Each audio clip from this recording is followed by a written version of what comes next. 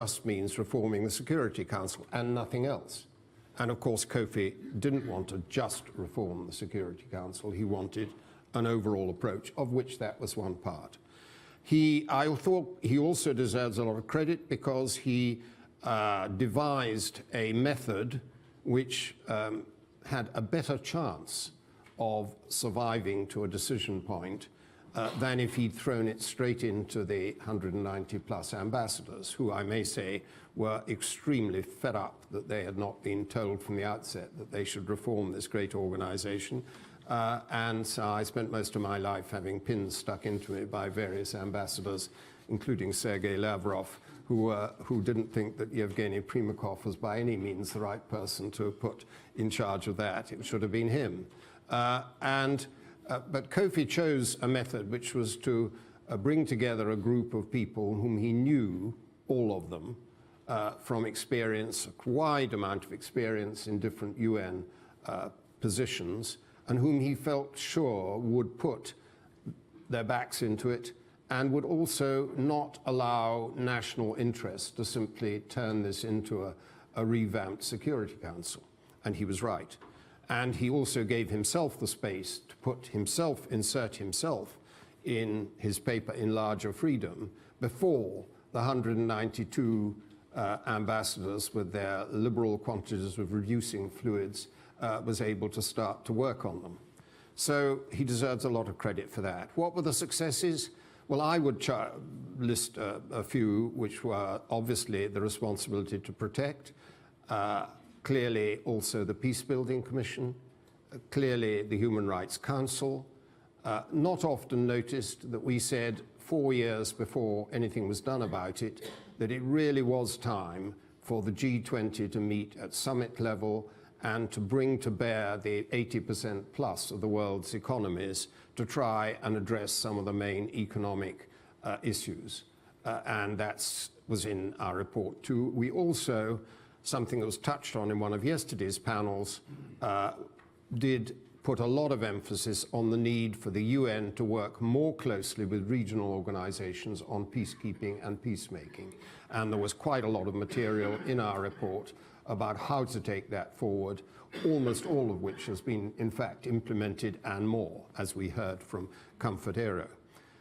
Now, that was successes as I would call them, but of course none of them was a total success. That really would be asking for something that the UN does not deliver. So R2P, being somewhat discredited by the way in which the Libya worked out, correctly discredited in the sense that the follow-up was totally deficient. But does that prove that responsibility to protect has no future? I do not believe that is the case at all. Are we really saying that we need another couple of genocides before we get back on the job again? Well, I'm not saying that anyway. And there are places all over Africa now in which there are missions being carried out by the UN, very, very difficult circumstances, Central African Republic, DRC, South Sudan, etc., where they are providing some protection. Inadequate, but it's there. And we've got to get better at understanding that R2P is not just about military intervention. It's about the whole toolbox.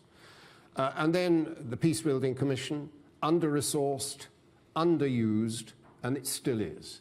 And it needs to be given more jobs and more resources and more backup by the UN. Of course, many of the UN's agencies don't like it very much because it's not them and it's not under their control.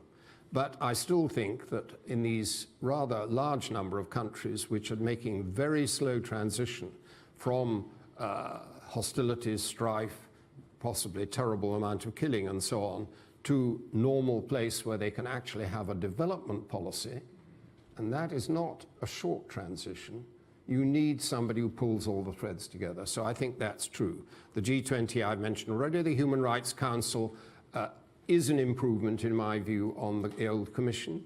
The Universal Periodic Review is a big step forward, but the hard fact is that without enforcement powers, as the UN has always been without enforcement powers on human rights, you don't get terribly far, and we have not cracked that problem. So what do we lose? What ended up on the cutting room floor? Quite a lot. Of course, the two possible models for reforming the Security Council, and fortunately, and thanks largely to Kofi's own personal efforts, the failure of that did not carry the whole reform package to the bottom of the sea, which is what a lot of people would have liked to have seen happen, but it didn't. They were decoupled. We also lost something which I greatly regret, which was the guidelines for the Security Council when authorizing the use of force, the usual Augustinian principles, which we believed ought to have been written into a Security Council resolution as a kind of yardstick. That disappeared. And of course, John Bolton's greatest triumph, he removed the whole of the chapter on proliferation of weapons of mass destruction. An extraordinary success in the light of what has subsequently happened. But he, I'm sure, will wish to take credit for it, and he deserves it. But it was a terrible thing to have done.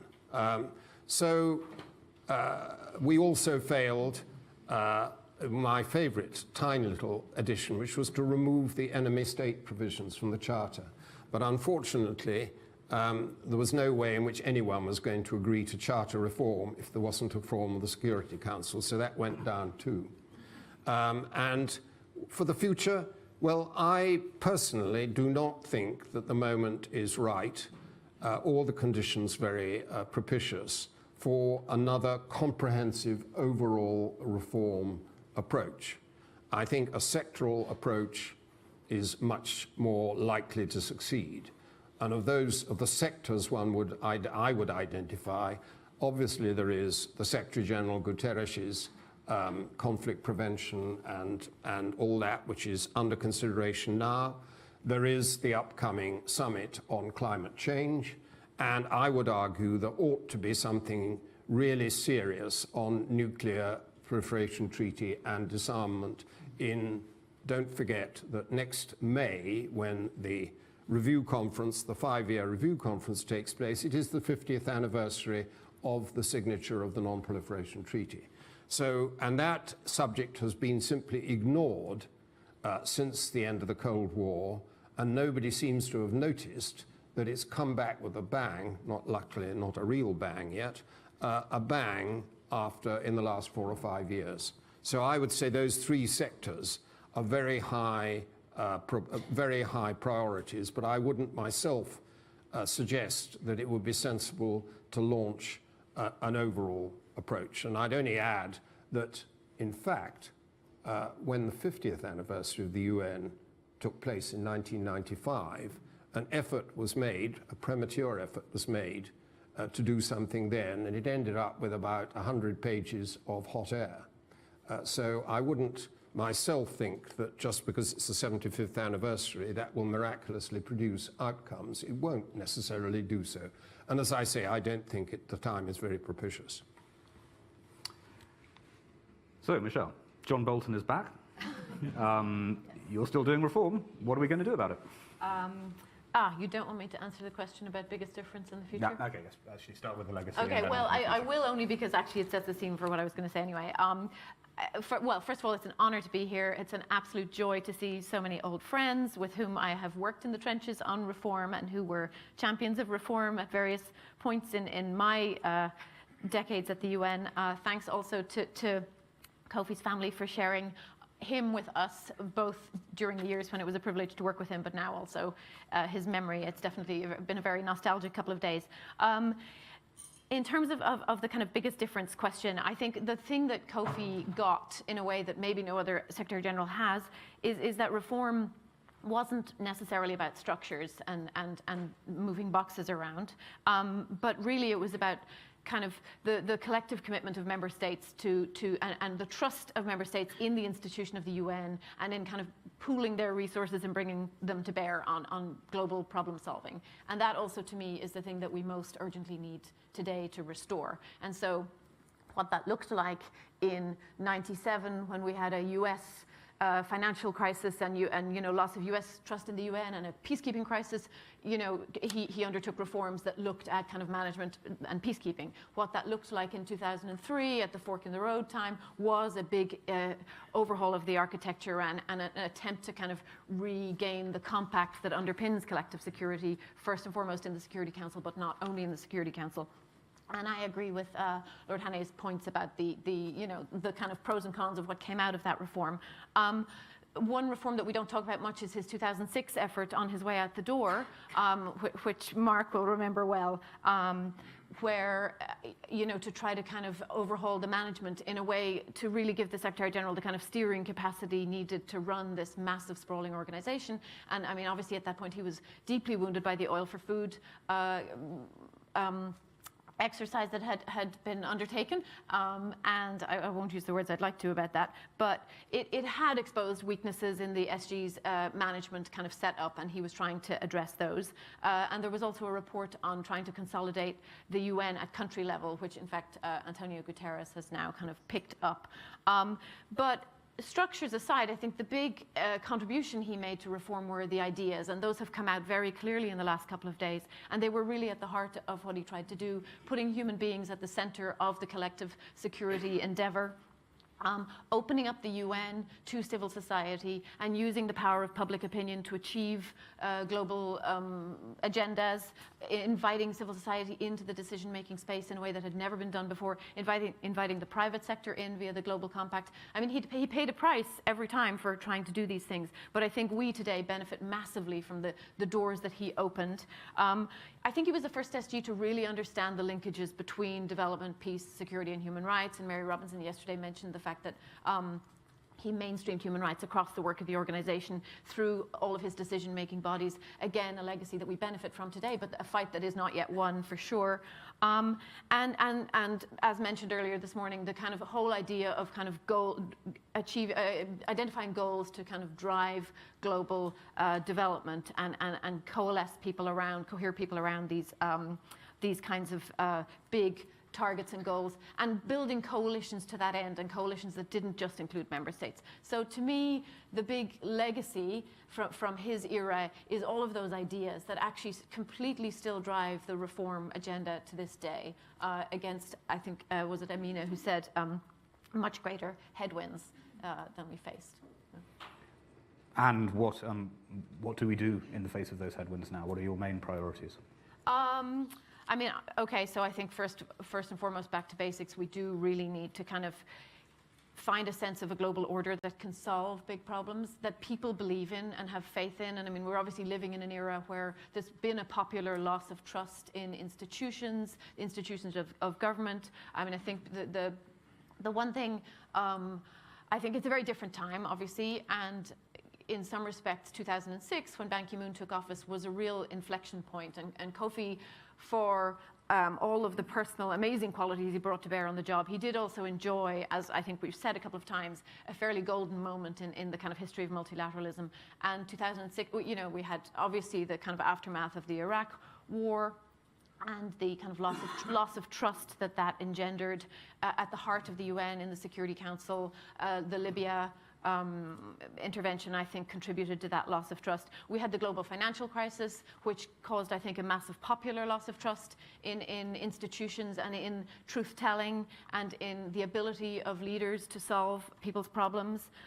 We also had iPhone and Twitter and Apple and all the whole kind of the kind of life-altering digital age kind of come upon us, and Ban Ki-moon was the first Secretary General who had to kind of cope with that. So we're in a very different geopolitical moment, but that fundamental challenge still remains. How do you convince people that we have a global order that can solve their problems, and that it's a system that works for the many and not just for the few? So again, that's not a structural change. It's about the idea of collective action. More specifically, I think looking at the Sustainable Development Goals, how do we adapt to a world where middle-income countries need very different things from the UN than developing countries used to need?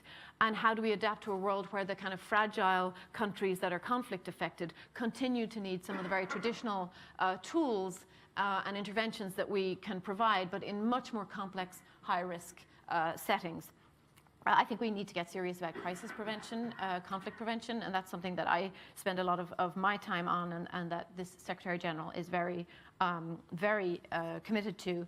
And restoring trust also at the heart of the UN itself, between member states and the Secretariat, between the UN and civil society, and also between this generation and succeeding generations. And I think that's another thing that Kofi saw coming, but maybe didn't have to grapple with in the way this Secretary General does, which is the cross-generational equity considerations at the heart of the climate debate. And how do we do justice to the future in our current negotiations, for instance, on climate? Thank you. Danny, how does it look from your perspective? Well, you mentioned my brief but glorious 3-month internship at the UNDP. Mark had just started. It wasn't successful or memorable for its reform impacts, and it's not a subject that I know a lot about. But one memory, and the first time I ever saw Kofi Annan from a distance, was almost 20 years ago, July 1999. There was a concert inside the UN General Assembly. Wycliffe Jean was there, Bono was there, Ted Turner was there. It was effectively the marking, I mean, Ted had promised the $1 billion a bit earlier, but it was effectively one of the key moments in the life of the UN Foundation. And not only was there the sort of rock star glamour brought to the UN in a way that I think very few other SGs I can imagine being able to do as well as Kofi did, but it underlines this point that Michelle made, that I think, to me, this was a Secretary General who got how important it was to relate to people outside the system. And it's, somewhat ironic given that he came from within the system in many ways, but recognized and invested in the need to do that. And the last time I saw him, along with many of us here, was last July in Johannesburg at the Elders event. And even then, I think he saw and continued to invest in that importance of partnership, of pulling, being truly multi-stakeholder, I suppose, in our ability to deliver some of these important values and gains. And for me, one of the hallmarks of that era were not just concerts like that one, no matter how enjoyable they were, but it was the advent of the Global Compact. It was the Cardoso Commission looking at UN civil society relationships. And I would argue that we are far, far from perfect when it comes to the engagement of non-state actors into these processes, but we're in a much better place. And I think that's, to me, a key area where we need to continue to invest in a time when, it seems a bit crazy and counterintuitive to think that just as a time when multilateralism is under such attack, we need to sort of pivot to a much more multi-stakeholder process to protect what's valuable and important about multilateralism. But I think that is where we are. And I'm seeing it. I've been asked to be a member of a UN high-level panel on digital cooperation, co-chaired by Jack Ma and Melinda Gates, and we have our report coming out next Monday.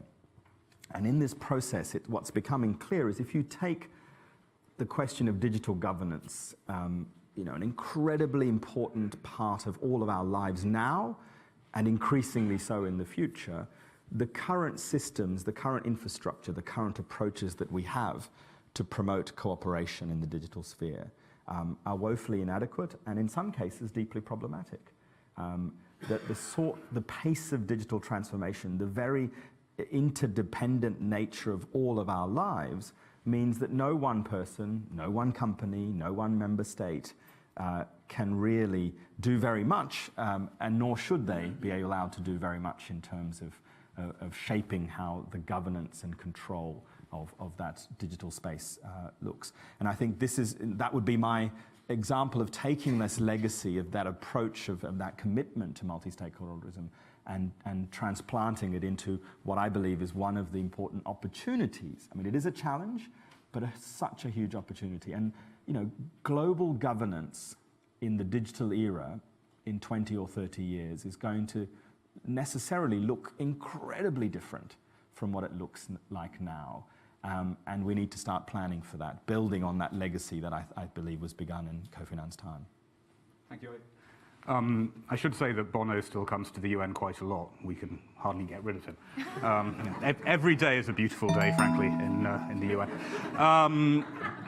Patricia, David mentioned the nuclear file. I think it's also worth remembering that the high-level panel in 2004, 2005, focused on other issues like biosecurity, and actually said things about biosecurity that were well ahead of their time. And I believe that Kofi was pushing on those issues, but they got lost in the years that followed. So it would be fascinating to see what you think his legacy on disarmament is, and how we deal with the increasingly terrifying disarmament picture today. So first of all, the positive part was that I think that, as Michelle rightly pointed out, and David and Danny, was this human security element, and what became known in the UN as security first in the development world. And building on Boutros Boutros-Ghali's approach to disarmament and conflict resolution, we began this whole process on small arms and light weapons control, on landmines, which was a difficult thing for the Secretary General, for Kofi Annan, because it didn't put the UN at the heart. It was a like-minded process that went on outside the UN, and that challenged the Under-Secretary General, Jayantha Dhanapala, greatly. But Kofi Annan rose to it, and the UN became the depository despite that, and despite, I have to say, some of the people advising him around. And I thought that was a real step up for the UN to start to take, if you like, that role within a like-minded process. And I think it's one that's being revisited over and over again. So we had the small arms, we had before that, the mine ban, we had the cluster munitions, and then, of course, all this led to the arms trade treaty later. So you can see the legacy and the arc which was put in place then. My first meeting with Kofi Annan actually was just after I arrived as director of UNIDIR, and we were launching a book by Robin Poulton and Ibrahim Mag-Yousef, who many people will know here, on the Peace of Timbuktu, which was an extraordinary event in Timbuktu, in which weapons, small arms and light weapons were collected from all over Mali and put into a big bonfire in Timbuktu. It was remarkable because Henny van der Graaf, this Dutch general who was like in charge of operations, went and he said, "We have removed every single bullet from these, and to prove it, I will take one at random." And he pulled out the gun, and of course, he hadn't removed the bullet from that one. And it was an amazing time. And UNDP was involved, UNIDIR was involved. What became then the Department for Disarmament Affairs was involved, and that was the other thing he did. He put the department back. You know, he put Jayantha Dhanapala as the Under-Secretary General back in charge of disarmament, which had been downgraded before into an office under DPA. So that was a really big thing, and I think it fed into the whole Peace-Building Commission, into the whole approach to human security that is still at the core, that's now feeding into the conflict prevention approach. And then of course came the awfulness of 9/11. There came the awfulness of what happened with the Iraq War. And I think where the UN just didn't manage to grab the narrative was in trusting its inspectors, trusting in UNMAVIC, which was the follow-on from UNSCOM, with Hans Blix and Mohammed Al-Baradei, building on the work of Rolf Ekéus, and you know, everyone involved, and there were a lot of people involved in that, from UNIDIR, from DDA, from DPA, and so on. Everybody was trying to understand what was going on, trying to help Hans, trying to help Mohammed.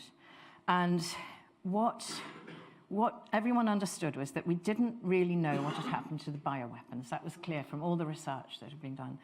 We were very clear on the nuclear issue.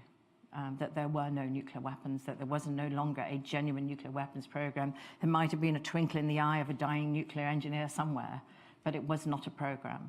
And then we were fairly certain about the chemical weapons, that there were a few left, but they were very old, and we were worried more about the safety aspects of them than we were the security issues. And then the UN inspectors, I don't know if everyone remembers this, but the UN inspectors went into the field to do these inspections, couldn't find anything except they found a whole load of longer range missiles that shouldn't have been built. None of the US and UK intelligence were bringing that one forward. So that immediately said to you that the caliber of the UN inspectors was phenomenal. And we're finding the UN intelligence actually was better probably than all the rest.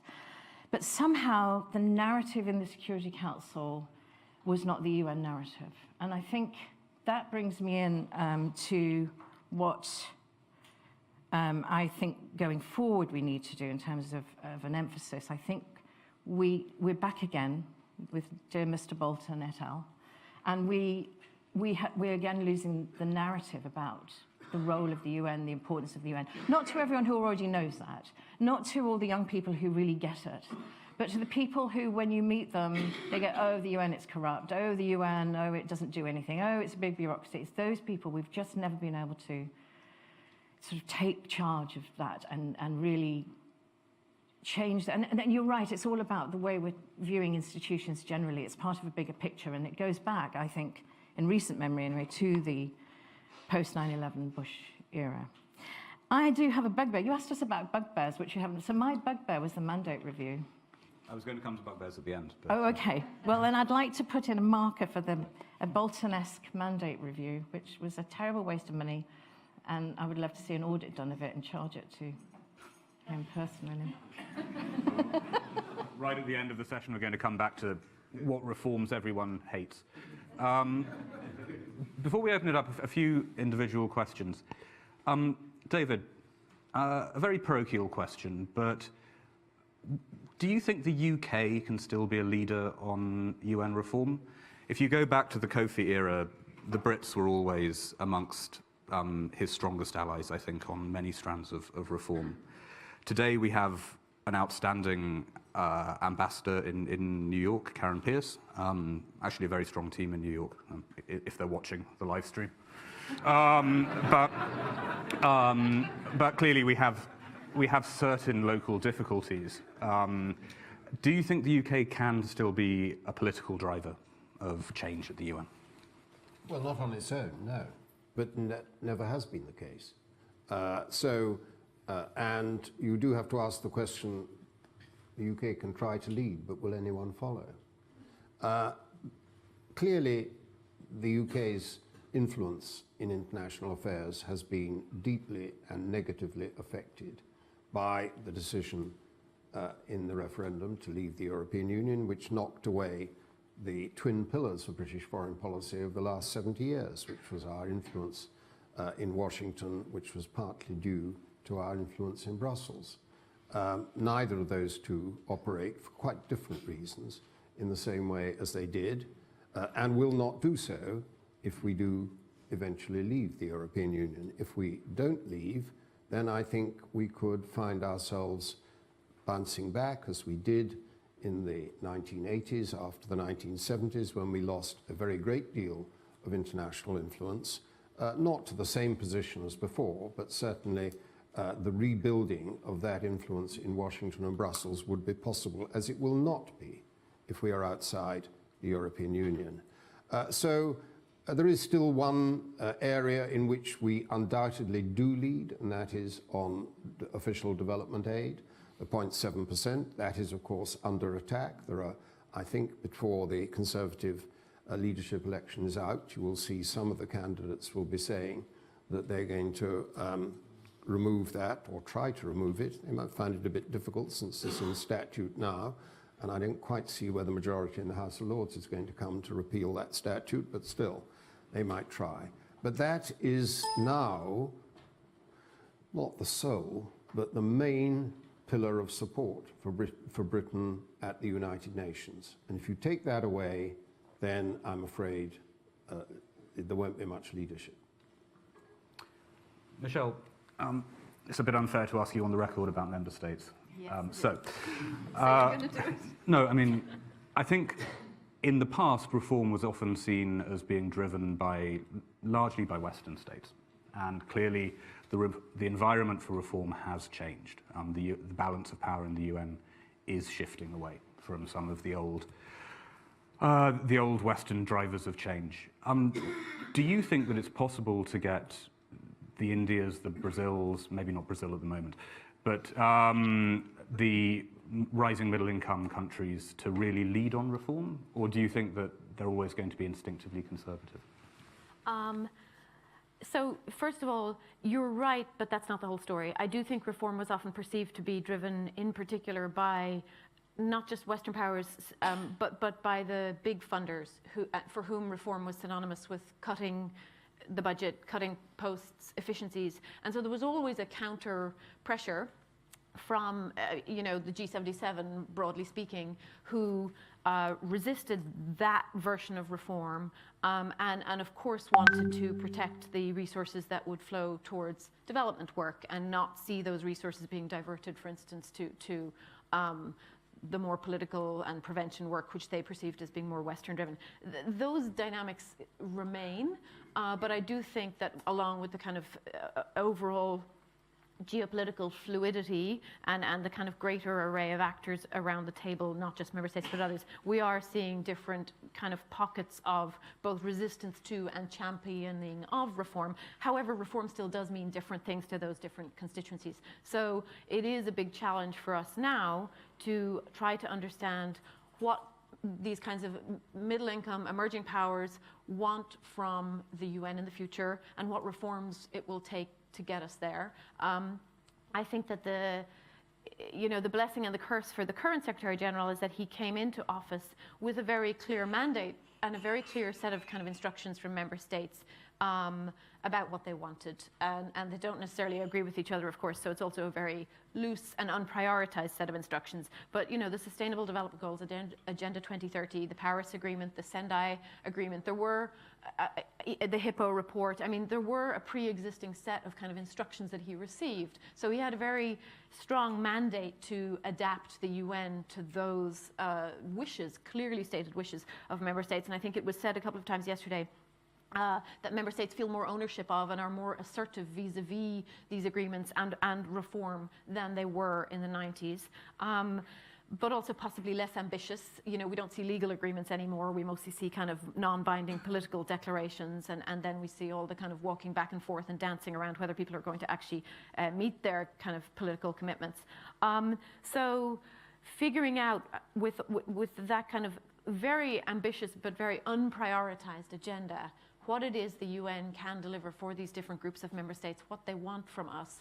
That really has been, I think, the kind of essence of Antonio Guterres' first couple of years in office. And again, I think, at broad brush, people generally agree, for instance, with his priority on preventing crisis. He does talk a lot about crisis prevention as opposed to purely conflict prevention, because I think after 10 years as High Commissioner for Refugees, he saw firsthand the extent to which the kind of origins of crisis are actually very interlinked and very much kind of the same essential original root causes of exclusion and discrimination and now a lot of climate-related causes as well, and whether a country takes a kind of a trajectory towards political crisis or conflict or high levels of drought and displacement, if you're tackling crisis at its root, you're not just making those distinctions yet. So he very much thinks in terms of crisis prevention broadly, and of course member states very much sign up to that, but the devil is, as usual, in the UN in the details of what does that mean in practice, and where do resources get put, and in an environment of shrinking resources overall for the UN specifically and for multilateralism more broadly, you do have to prioritize. So the perennial challenges are exactly the ones that Kofi would have recognized, but the details are slightly different. Danny, turning to you with a version of the same question. Do you think that it's possible to get a really global civil society focus on UN reform? Or is it something which resonates in certain countries more than others? There's a huge amount of concern in the UN system today that the organization feels almost completely irrelevant to Asia, for example, and how to connect with Asian publics is a huge challenge for the UN. And I wonder if you have thoughts on that sort of framing. I think there's a difficult set of questions that we need to address very urgently around what do we mean by citizen participation in multilateral systems? I think the model, despite all of the progress I described earlier, I think is not fit for purpose, and certainly not fit for 21st century purpose in terms of citizen engagement. And I think we have a double democratic deficit, if you may, that's evolving.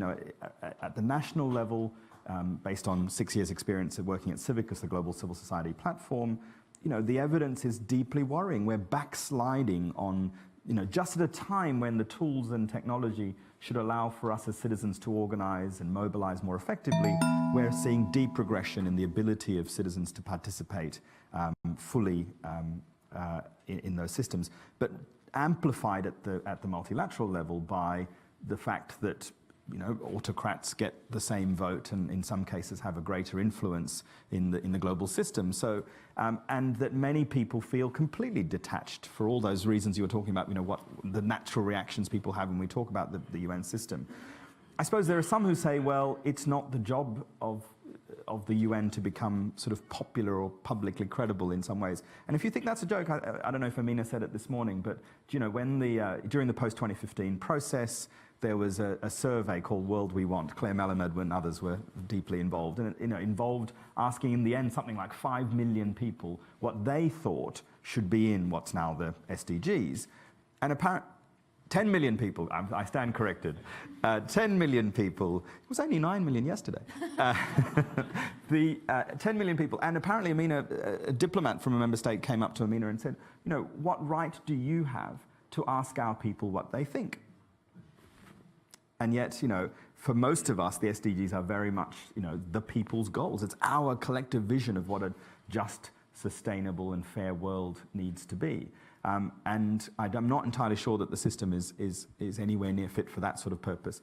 But on the other hand, there are things that make me hopeful. The 1 for 7 billion campaign run so well a couple of years ago during the selection or election of this SG had garnered huge interest. Because people, certainly segments of populations deeply care about these institutions, deeply care about openness and transparency. And just at a time when that openness, transparency, and participation is sort of fast forwarding in many other institutions, I think it would be very dangerous for the UN system not to catch up. And if you look at the sort of nitty-gritty of how the current system works, it's piecemeal at best. You have a handful of people working in things like the NGO liaison service or in DPI whose responsibility is supposed to be to engage or do public outreach. We have an NGO accreditation system which is, it's not only not fit for purpose, but it's become deeply politicized and meaningless in some ways in terms of the credibility of organizations. And so and of course I know there's been lots of improvements in DPI in terms of the UN information centers and things like that, but that all feels like outdated propaganda system at a time when we need deep engagement. And what would it look like for the UN to have a dedicated agency for engagement? We might call it UN-Gage. Bring together some of these outreach opportunities, and instead of it being about disseminating and making the UN famous or making the SDGs famous, which is what lots of people spend their time doing, let's make these things useful for people in everyday life. Let's get, at least some people in the world excited about collective decision-making at the global level. That, may eventually lead to all sorts of other difficult questions about how you structure the Security Council or the UN infrastructure, but it's a necessary and good place to start, I think. It would probably be unengage, which is what the UN has done for yeah, that's a good point. Patricia, a slightly different angle for you, as you're someone who works at the interface of policy and academia. We've been speaking a lot over the last 2 days about the many communities that loved Kofi Annan. And I think it's fair to say that one community that owed him a lot of love were academics, because his office reached out to academics very regularly. And people like Michael Doyle, John Ruggie, and of course Stephen Stedman, who spoke yesterday. And Andy Mack. And Andy Mack were leading academics who really sort of drove a lot of this policy thinking. I'm not sure that the UN has been as good at engaging with ideas since Kofi left. But I wonder, from your perspective, if you were to be a relatively young academic now, and I think we have some relatively young academics here, what would you be studying? What would you be researching that you think will be crucial to the UN over the next 5 to 10 years? Oh, well, that's a great question.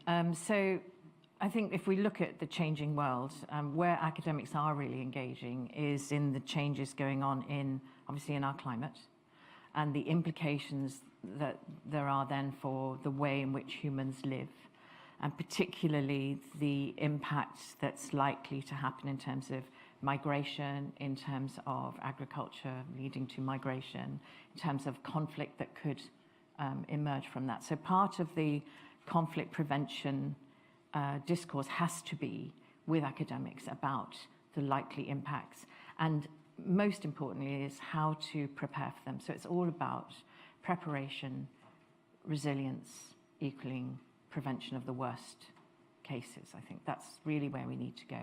And there's an awful lot of work on that. And then I think the next big change, of course, is the technical change, and we've seen the beginnings of it.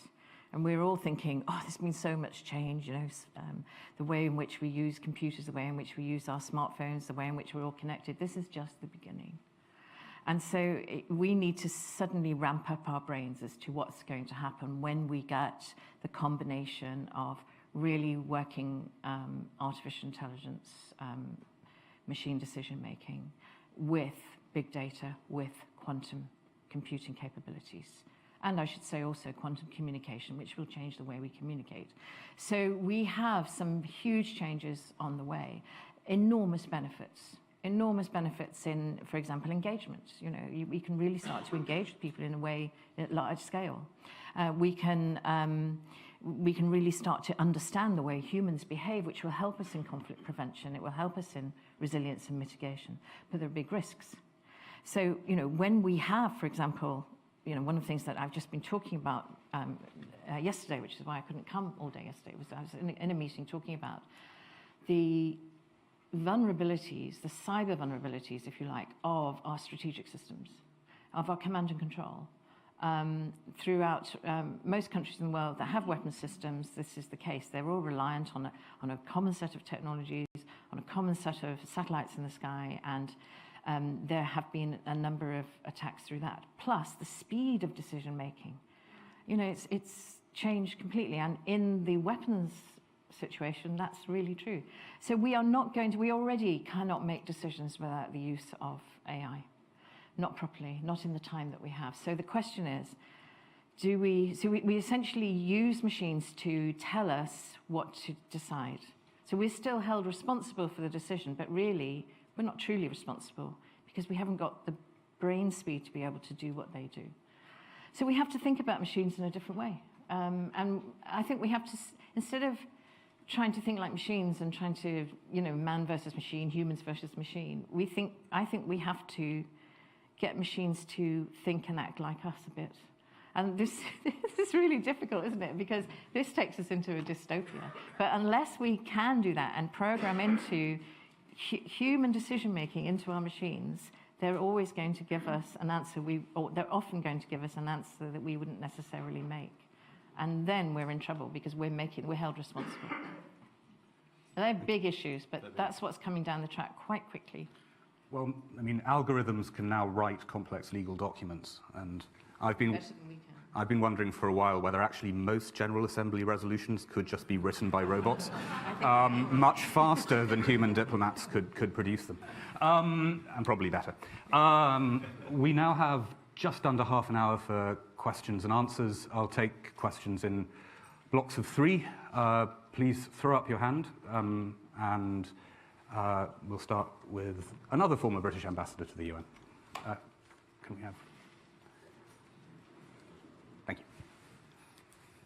Jeremy Greenstock, geopolitical advisor to the corporate sector in my current situation. I need to say something I think quite controversial because it comes out of Kofi's legacy. Kofi understood that he had to deal beyond governments. And he's the only Secretary General that really moved things beyond governments, being the UN. And the controversial thing I think I need to say, against the background of what you've all been saying in the most interesting way, is that governments are becoming the enemies of the UN. And that the UN stands for something which governments are not enacting, because governments are all about control of power, and governments are losing control of power to the individual, to the civil society, to the private sector, to information, to AI. That reform is for the birds. It's not the issue. The issue is what the UN stands for and how global citizens can achieve what the UN stands for, and governments are not going to deliver that because they're on another agenda. And as their control of their own situation diminishes, they turn to their own societies to dominate or persuade them to keep them in power, and they forget about the UN. Why Kofi was so effective in speaking to the world from inside the UN was because he understood what the inside of the UN is like. And governments never come to the UN as permanent representatives do, and as UN Secretariat and agency participants do, practitioners do. They don't come inside the UN and understand the collegiality of the UN responsibility of individuals to do something for the world. And that is what we've got to look for, and you're not going to get it from governments. Now, when Patricia was talking, I began to imagine an AI General Assembly of machines. And perhaps machines have got to agree with each other as to what the right decision is. We've got to go somewhere else. Maybe there will be a new generation of government. Maybe this generation has got to move on. But the world's not stable enough for that for the moment, so it's probably not the way it's going to happen. But it's not about reform. It is about connecting with everybody out there who wants to be connected back. And Danny, you were beginning to get onto that in the way that you were thinking. How do we do that, and how do governments allow that to happen? Because if governments go on the way they're going to be in conflict with each other, over our heads, with the UN unable to do anything about it, because that is the history of the human race. And we've got to do something unprecedented to stop that happening again. And the UN is the thing that is different from previous eras, that has the norms, precepts, and will in its systems and in the appeal it has for people to do that. And we've got to find a way of actually making that happen. Thank you.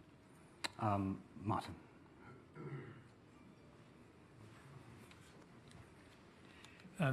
Martin Barber.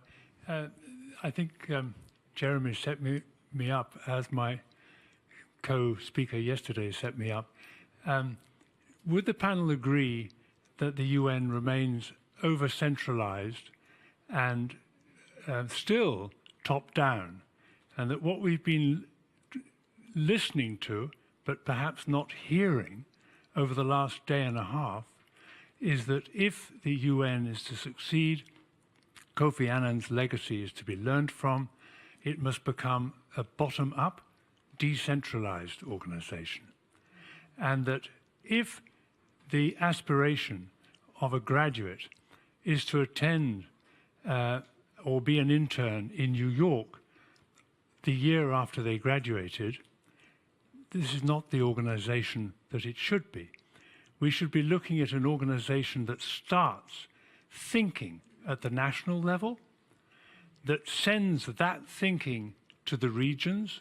What are all these regional commissions doing? And sends that thinking to the regional commissions, and then from there, only then do these ideas get thought about in New York. So my own sense would be, why not say, look, we want to send the agenda setting exercise right back down to the place where people live, and then look at it from that perspective rather than from the old top-down perspective. The lady at the back centre. I see. Hi, Mathoni Wanyeki, Africa Director with OSF. Just two questions, and I'm sort of curious about hearing everyone's views on them. One is, quite a bit has been said yesterday about the improvement in relationships between the AU and the UN, including the Memorandum of Understanding, the idea of joint analysis from the bottom up, and so on. Two questions when it comes to reform. As we know, one of the key, very old demands from the Africa Group has been around Security Council reform. Where are we on that, if anywhere, at all? And the second is a newer demand when it comes to the African Peace Building Fund, African Peace Fund, the idea of sharing assessed contributions to the UN in terms of responsibility sharing for peacekeeping that's increasingly happening. And I'm curious about hearing what the views are internally within the UN on that, but also from, say, the UK, a member state sitting here. And then the second question is, many of you have spoken throughout here on this panel, but also yesterday, about the opening up of the UN to civil society, the multi-stakeholder approach, and I think that was replicated during his time within the regional commissions. It's absolutely absent now, and it was never really hit sort of the country office coordination effort. And again, I'm curious to hear about what the plans are there. Certainly on the ground, I think the sentiment is the country offices, country teams really work at the behest of, in the service of, in the pocket of member states, certainly not for civil society on the ground or any other audience other than themselves. Thank you. I think as time is against us, I'm just going to take a whole bundle of questions, and the speakers can then respond to those that they wish. The gentleman here.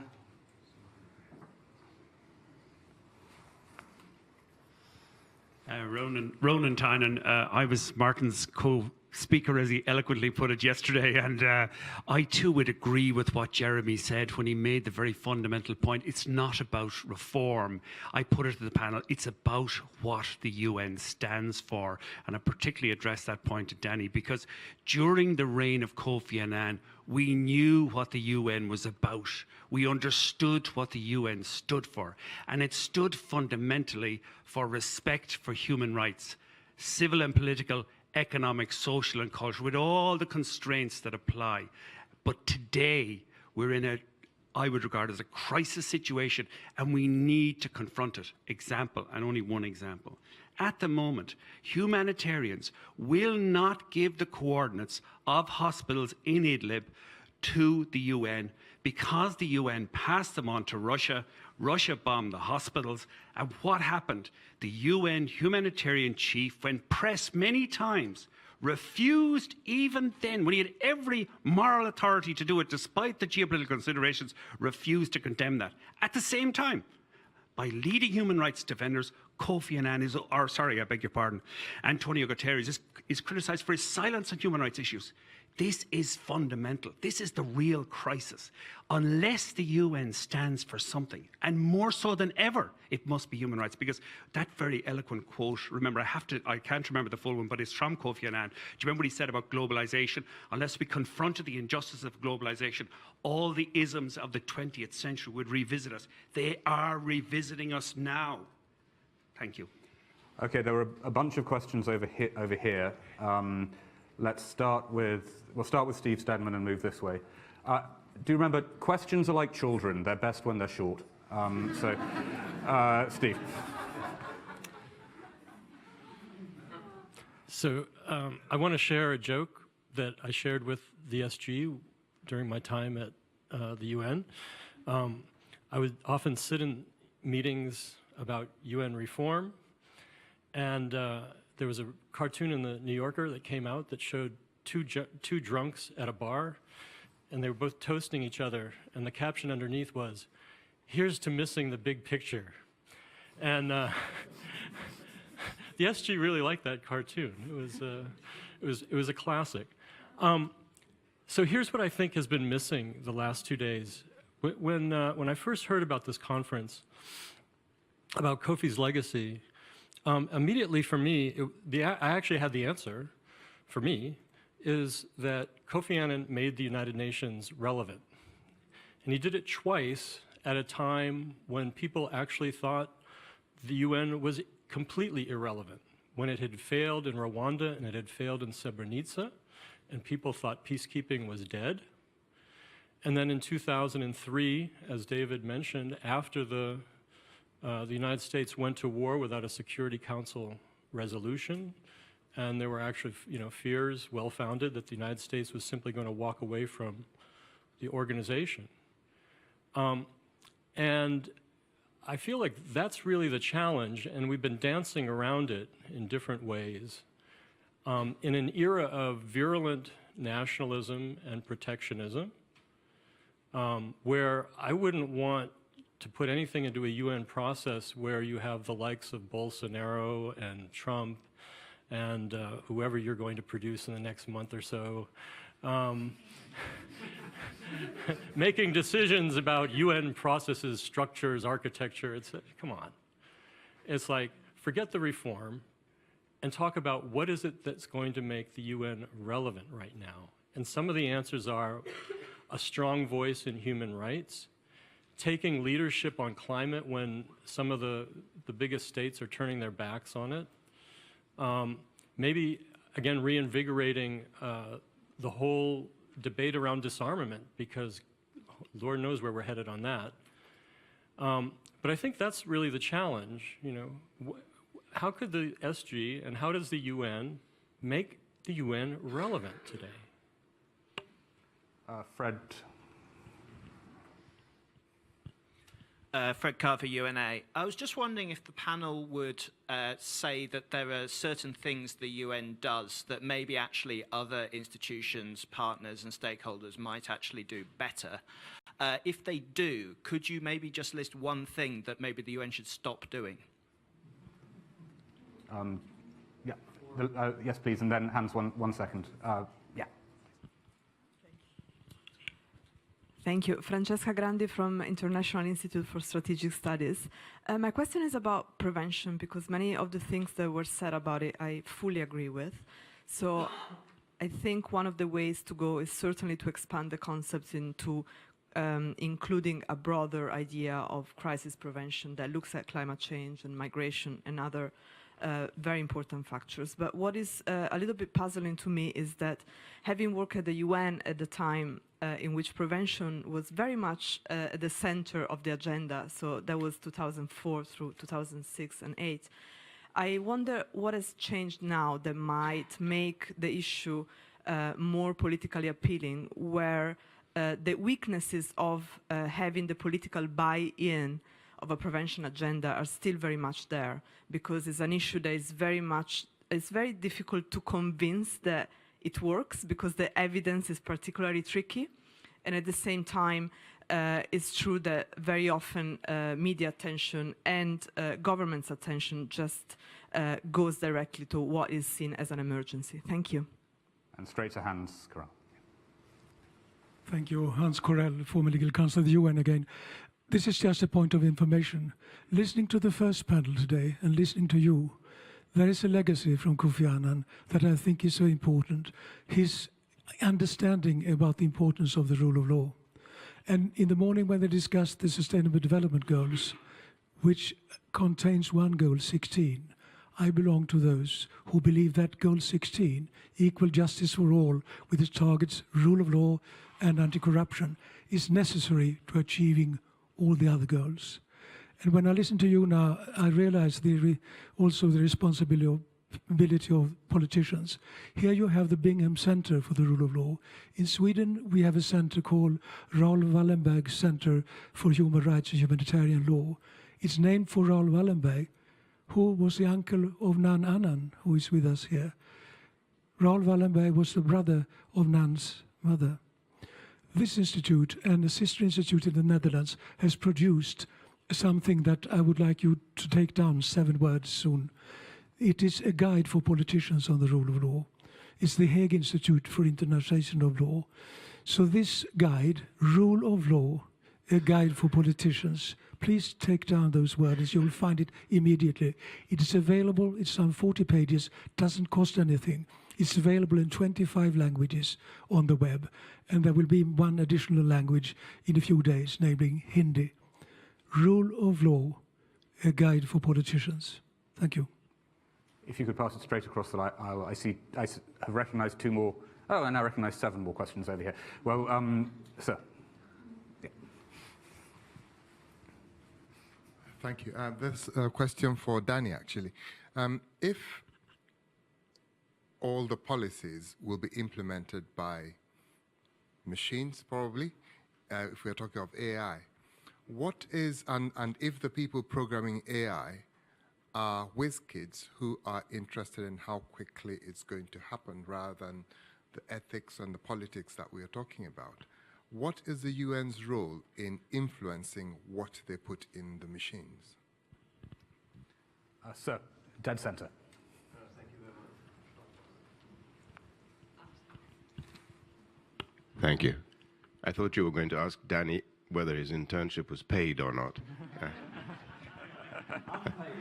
And that's why you're the CEO of one of the greatest NGOs in the world.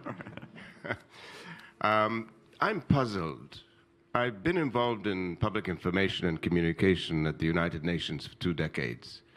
And all I'm hearing here for 2 days is that the United Nations is having difficulty communicating its message. Michel, you said, and I quote, "How do we convince people that we have a global order that can solve their problems?" Amina Mohammed said the same thing, more or less yesterday. We have a problem communicating our message. Our voice is not heard. What's the problem?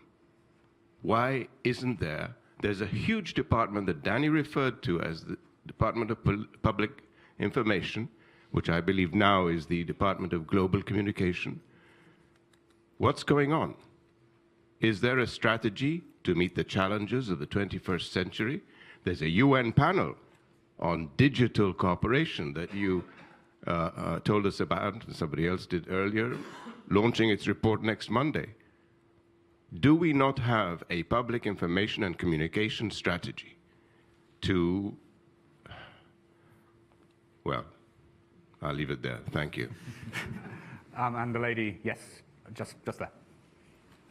Elizabeth Mortimer. The United Nations is the overarching international institution.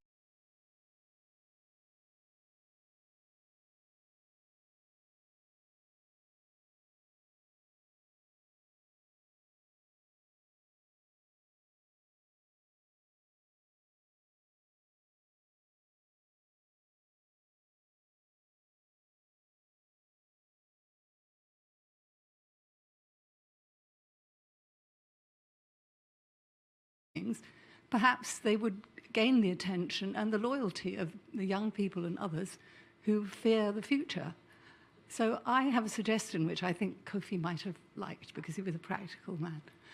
I think, what about the United Nations or Secretary General proposing a rainforest forum in which the value of the rainforest to the whole world was roughly calculated, and then the people who now cut them down to grow fairly cheap and worthless crops were compensated by money and support to keep them alive and keep them growing. This would be a simple, practical, and very public act of something to prevent climate change and to stop what's going on, which is so disastrous for the planet. So why doesn't the United Nations do that? Thank you. I know we have more questions. I'm really sorry, but the next panel is looming in front of me. So we will now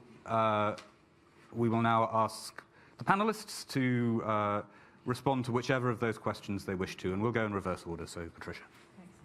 So I would say the most important thing for the UN to grasp the narrative is to go back to its core purpose. I'm always intrigued that we keep on forgetting that the core purpose of the UN is to prevent conflict, to prevent war. And that's why I think the Secretary General's new agenda is so important. But if we can remember that, and that's why everything else happens around it, that its real core purpose is that. And then I think the Charter, which, you know, is a beautiful document, recognizes the role of the UN in managing and brokering power by state, it's power of the state, if you like. Now, part of the problem is that, you know, that states are always trying to find ways to get around that, but that is the beauty of the UN Charter. So if we could include in the rule of law, including the UN Charter, I think that's right.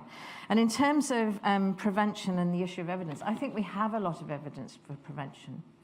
But we need to now gather it and make a strong case. There's a new book out called Measuring Peace. We've got a lot of indicators for the SDGs, which are at the heart, at the heart are human rights steps and are very much vital for conflict prevention. So I think we've got the building blocks in place now to demonstrate the effectiveness of conflict prevention. So I think that will start to take shape in the way that we now understand how to prevent disease, how to prevent ill health. We'll start to understand it and put it together much better in the coming decades. And then, to me, I think the questions that we keep on coming back to is the UN role in influencing and not hearing the voice. And for me, it's about seizing the narrative. It's not the message. It's not sending out. It is listening, getting back, but it's also about creating the narrative about what is right in the world, what we really all know in our guts that some people try to circumvent for their own personal gain. There's very few of them, but they do a lot of damage. So the vast majority of us really get this. So we've just got to, I think, find a way in which that conversation can be had and squash down the few who try to disrupt it all the time. Thank you. Danny. And also, Patricia mentioned her bugbear in reform. Please also mention the reform proposal you like least. But do answer the question, Steve, first. Well, maybe I'll answer it in answering this "what should the UN stop doing?" question, which is that we've seen in the last couple of decades continued proliferation of agencies and programs. Last time I checked, there were 250 odd UN or multilateral agencies and programs involved in the development industrial complex. And in an era when value for money is so critical, when institutions are being disintermediated left, right, and centre, we cannot afford to have this number of small agencies and programs, and we need some degree of consolidation. And I think Kofi Annan's era began that process, and as I'm sure Amina told you, it's been the bane of her last few years as well. And I think we have no choice but to continue to do that. On Martin's and Jeremy's question, I think there is if you take the question of digital cooperation, please do look out for the SG launching our report. I think it's 10 o'clock New York time on Monday morning. 10:45, thank you. Here is a set of global challenges that go to the heart of the value and legitimacy of the UN system. And I can't think of an alternative approach to how we as humanity are going to manage the challenges and opportunities of the digital era.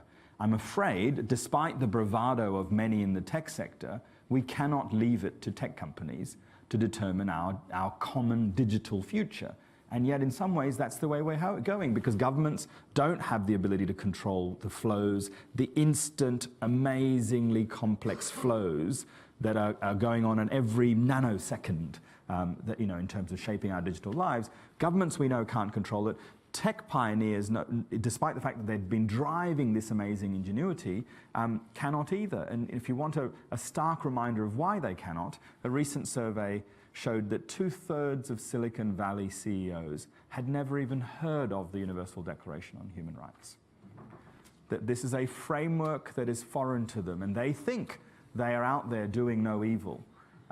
And so, if it can't be governments alone, if it shouldn't be corporates and other influential, the people who own much of our digital infrastructure, then it has to be a multilateral-led solution that probably, though, looks very different. And this is the point I wanted to make about decentralization.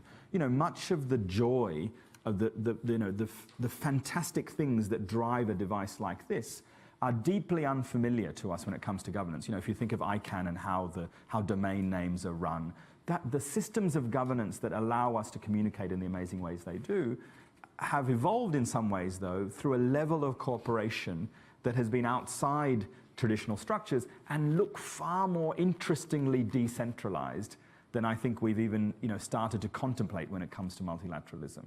And I think that is the decentralized but cooperative future that we need to be thinking about when it comes to, for example, digital governance, but presumably a whole range of other areas of governance. Thank you. Michelle. Okay, very quickly. what does the UN stand for question, I mean, we heard so many different answers to that question, even just in this panel, never mind over the couple of days, and I do think that that's at the heart of the issue, right? For many people, and certainly for the drafters of the Charter, yes, preventing not just any old conflict, but great power conflict, right? That was what it was originally set up to do, and by the way, I think that's a very relevant function today. So, we can't lose sight of that original purpose. But of course, over 75 years, it has acquired many, many other purposes, some of which many of us hold equally important and dear. And the whole kind of balance between standing for the world as it is and operating as a kind of an actor on the geopolitical power stage and trying to shape the way governments behave is increasingly difficult to balance with standing the kind of moral voice, the standing for the world as it should be, pushing norms and standing for norms and principles. And I think, the SG, it's always, that balance has always been there. Dag Hammarskjöld spoke very eloquently about how the UN kind of essentially is caught between those two poles. But I think in this geopolitical environment, Nader said it yesterday, we cannot overstate the difficulty of this environment and of trying to stand for those two hugely important purposes at this very difficult time. And I think, Steve, on your questions, you listed 3 things that the SG is actually doing a lot of, being criticized for, but the 3 things you listed he is doing. He is leading on climate change. He is reinvigorating the disarmament agenda. He has a whole new agenda on that. I know he's been criticized on human rights, but he is in fact doing a huge amount on human rights. And so the fact that that's not being heard, and to your point, Ahmed, also, we are against these enormous headwinds. It is a very difficult time. It is a time in which the friends of the UN are not speaking up, and I think that is your answer. These things are happening, but they're not getting the same traction and resonating in the same way, and that has a lot, of course, to do with the changing landscape of actors and the UN trying to find its voice in that new environment. And then on the conflict, the prevention question, what has changed? I think one huge change for the prevention agenda is the existence of the SDGs. Developing countries have now agreed that peace and justice and also all of these things that didn't used to be part of the traditional kind of definition of what development meant are absolutely core. And that has actually changed a lot for us in kind of our daily business. And it's to the question also about UN country teams on the ground. It's changed the job description of a lot of UN people. And we're still grappling with what that really means in practice and whether, of course, it's doable. What does it mean to be kind of using our entire set of development tools in a much more overtly preventive way in, again, a world where, in fact, the conflicts are metastasizing before our eyes, spiraling out of control. Even the big powers can't control them anymore. They now involve a toxic mix of criminality and jihadism and poverty and discrimination, and so they're becoming more complex, just as we, I think, are actually acquiring more tools and more permission to address them across the gamut. And finally, the bugbear question.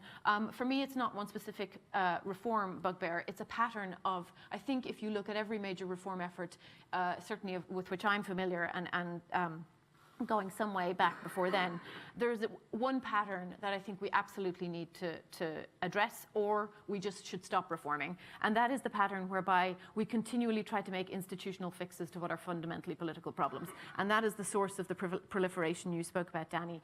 Every single reform effort leaves, as David said, on the cutting room floor some of its most important ideas. And I think if you look back at the Brahimi report, at the 2003 effort, 97, the most recent sets of reforms, the things that get left on the cutting room floor are very often actually the things that were presented as prerequisites for the rest of the ideas in the package. They're usually about how member states govern and mandate us and about funding. And pretty much every reform effort you'll see, those ideas either get watered down or die, and the institutional ideas come to the fore. So every single reform effort I've been involved in, all of the energy and attention ends up on moving the deck chairs in the UN, creating new structures, creating new agencies, rarely abolishing any. But very, very little attention gets paid to the big questions of how the UN is governed, mandated, and funded. And until we fix those problems, I think, one wonders whether it's worth it to even keep trying. David, lift our mood. Well, I'm not sure that's what I will do, because some of my responses, I'm not some of my responses will not be particularly positive. I do think that we must get away from the idea that we're talking about a great battle royal between world government on the one hand, good thing, and nation states on the other hand, bad thing. If we ever get into that, which is of course the tune to which people like John Bolton like to sing, we are lost. It is an organization of nation states, and we've got to get back, I would suggest, to the concept that led it to be founded, which is that nation states operating in an untrammeled, undisciplined, and completely erratic way have a capacity to kill a rather large number of each other in the process, a capacity which in the last 70 years has been increased by the existence of nuclear weapons. So we need to get back to that. The UN is there to save nation states from themselves, not to abolish them. Now, if I could just move on from that to top-down, bottom-up. I wish I believed it could be done, but there's 1.3 billion reasons why it can't be done. The population of China, for example. You can't have a bottom-up approach to the UN issues with an authoritarian regime in Beijing which tells people what they're going to say. And there's nothing we can do to stop that regime continuing to be that regime. I haven't even heard Donald Trump arguing for regime change in Beijing. He doesn't normally stint in such matters. So I'm sorry, I just don't think it is doable, desirable, though it may very well be. The question of Secretaries Generals using the bully pulpit. I'm a strong, strong believer in the fact that that is one of the functions of the Secretary General. Of the only two, Hammarskjöld and Kofi, I think, have really used that to the maximum. I fear the present incumbent so far has not made as good use of it as he might have done, though I thought myself that he might do, because I've heard him speaking in public and he can speak extremely eloquently. And I wish he would now do a bit more of that, and that leads me on to Ahmed's question about communications. This is not a problem just of the UN. If you look at the European Union, you will see exactly the same problem. That is, that the central organization, the Commission in the EU case, the Secretariat in the UN's case, cannot be the sole purveyor of communications about the organization with the 192 or 28 members just standing back saying, they're getting it all wrong. So if you cannot get the member states to join in the selling, as it were, the narrative of why we need the UN, you are not going to succeed in a communications policy. It cannot be done centrally. Now, I think we were asked, yes, what should the UN stop doing? Well, I'm sorry to be so extremely conventional, but I have never quite seen what on earth UNCTAD does that is very useful for anyone. And I don't say that in order to be rude about UNCTAD. I say it because I think the UN is neglecting to realize the extraordinary dangers we are now in with the dismantling of the World Trade Organization's rules by the US administration. That ought to bring home to us, but I'm not sure it has brought home to those in the UN family who've always tended to regard the WTO as something that happens a long way away in another city and not much to do with them. I think they are ignoring that at their peril now. It is not UNCTAD that is going to save the WTO.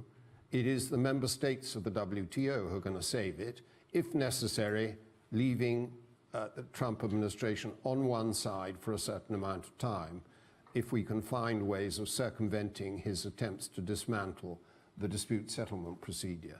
I think that is absolutely vital, and I think the UN should make that part of its approach to these matters every bit as much as the things that it is more directly involved in. I do agree with Hans Corell about the rule of law.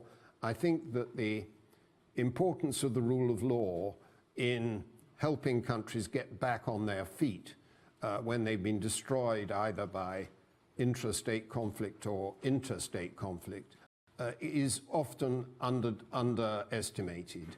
I think the balance between democratic elections and the rule of law tends to be got wrong. And I think the rule of law needs to have greater prominence, not at the expense of democratic elections, but as an essential part of that. It's no good having the democratic elections if there's absolutely no rule of law. So I entirely agree with that. And with that, I'm sorry to be a little bit negative, but I do myself think that the UN is here to stay. I have never had the slightest doubt about that. The resilience of this organization is a lot greater than people think it is. And it's interesting that if you get an issue that really catches people's imagination, like climate change, what, if you ask most people, would they say? They'd say, we want the UN to do something about it, because they do understand that individual countries cannot deal with climate change. So there you have a really benevolent junction of subject matter and people's interest. It won't always be so. There will be some things the UN does which are pretty esoteric and which people don't understand terribly well, and probably the greatest efforts of all the best communicators, and several of them are in this room, including Edward Mortimer, I may say, who did an enormous amount to help Kofi use the bully pulpit, and Stephen Stedman, who's did an enormous amount to put fuel in the tank of the reform efforts of 2003 to 2005. I just do think that there are some things that you probably can't get people very excited about, but there are the things you need to identify them, which you can. Thank you. We have to stop now. David has to go and give a speech to the Lords on D-Day. Are you for it or against it? Sorry. I'm respectful. Thank you very much. I know we haven't answered all your questions. I think I will answer the one question of the lady who asked, is there any progress on Security Council reform? We can answer that in 3 words. They are ha, ha, ha. No. Thank you to a great panel, and please stay in your seats and we'll turn straight over to the next.